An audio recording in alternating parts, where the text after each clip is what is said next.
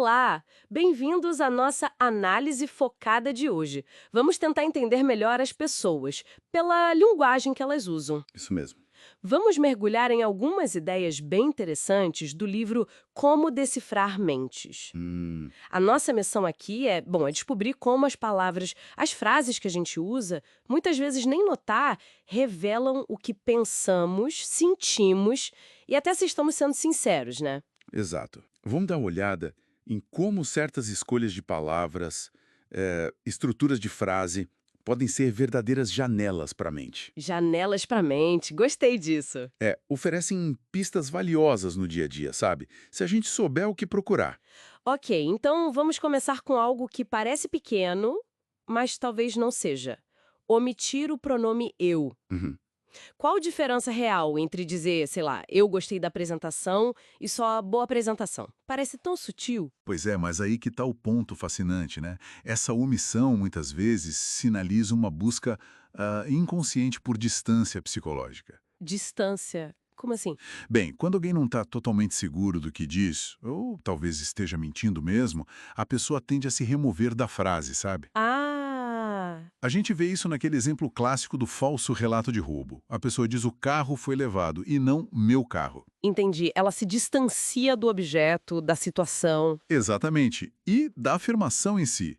E a voz passiva também serve para isso, né? Tipo, o erro foi cometido.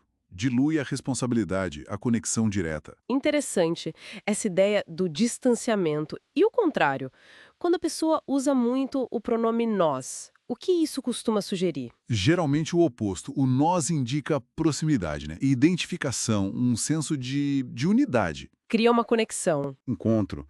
Onde nós vamos sentar já cria um laço ali instantâneo. É verdade.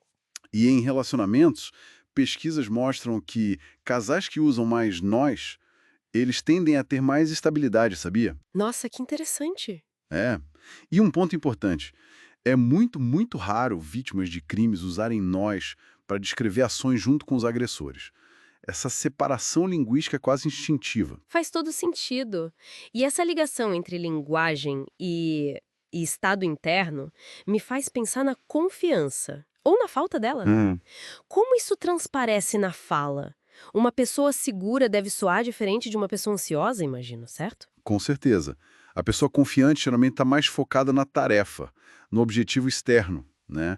Então o eu linguístico pode até diminuir. O foco não tá nela mesma. Exato.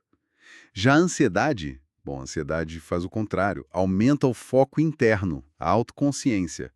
E quanto maior o risco percebido, seja físico ou para o ego, mais isso se intensifica. A linguagem reflete essa introspecção aumentado. Existem palavras específicas, tipo marcadores linguísticos dessa ansiedade. Aquelas que escapam e podem, digamos, entregar a insegurança. Sim, existem algumas pistas bem comuns.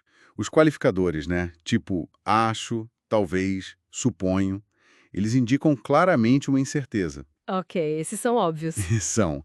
E tem também o que a gente chama de retratores linguísticos. Palavras como mais, entretanto, embora, que a gente usa para meio que recuar um pouco do que acabou de dizer. Tipo uma hesitação. Isso, mostra uma hesitação. E o uso frequente disso tudo, às vezes combinado com aquela linguagem do mim, sabe?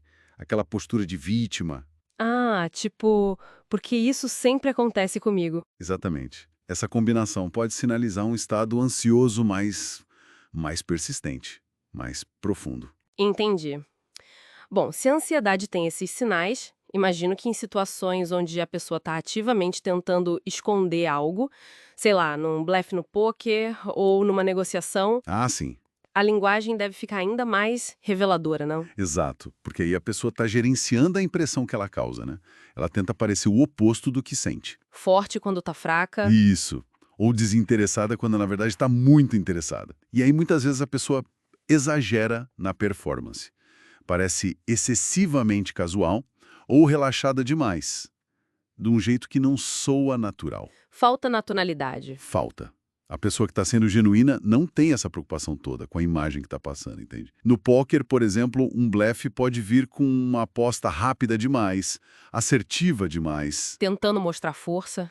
Enquanto uma mão realmente forte pode até gerar uma hesitação, mas uma hesitação calculada. Curioso. E fora do jogo, ouvindo um relato, uma história do dia a dia, como a gente pode usar a forma de contar para tentar separar o que é fato do que é invenção? Olha, histórias reais, geralmente elas vêm com detalhes que são relevantes, sabe?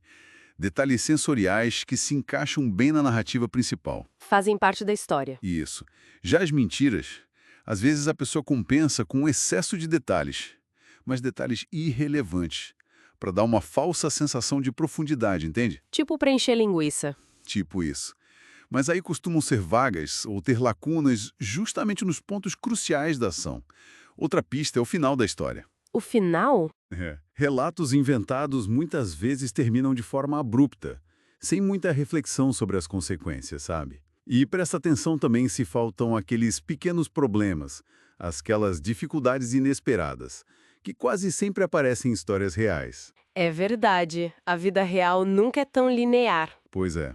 Então, juntando tudo isso, o que esses padrões de linguagem podem dizer sobre a pessoa de uma forma mais ampla?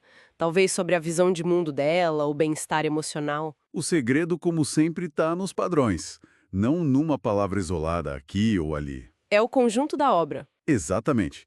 A forma como alguém consistentemente atribui responsabilidade, por exemplo, é muito significativa. Compara só. Essa viagem acabou comigo, versus eu não me dei bem na viagem. Uma coloca a culpa fora, outra assume mais. Isso. Revela muito sobre locus de controle, autoestima e uma linguagem muito absoluta, sabe? Tudo ou nada. Sempre, nunca. Ou transformar a opinião em fato universal.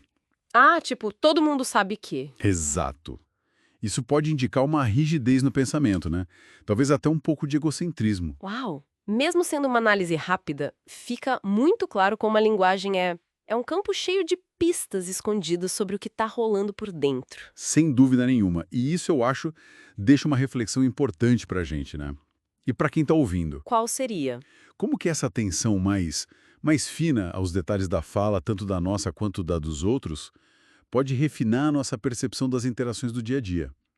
Que nuances sutis, talvez nos relacionamentos, no trabalho, a gente poderia começar a notar a partir de agora? Fica aí a provocação.